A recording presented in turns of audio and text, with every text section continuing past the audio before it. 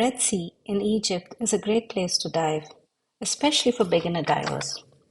You can see beautiful corals, turtles, eels, and various type of fish. And if you're lucky, some dolphins too.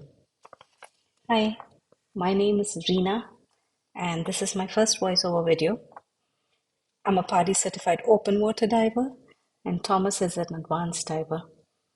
Thomas and I started diving at the age of 50, and Thomas is fearless, and he loves his camera, and he loves taking pictures.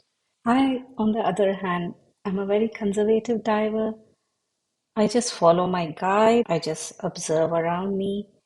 I cannot be bothered with the camera or taking pictures. I just basically enjoy myself. Diving is a fun, satisfying, and a very wholesome experience. We return from one dive and we are already looking forward to the next one. We've dived in some of the most beautiful dive sites in Maldives, Indonesia, and Egypt. Indonesia has some outstanding dive sites with vibrant sea life and colorful coral. Indonesia is also known for its treacherous currents. Dive sites in Egypt are very different and very beautiful too, especially because of the clarity underwater. It is so clear, hence, it's very good for taking pictures.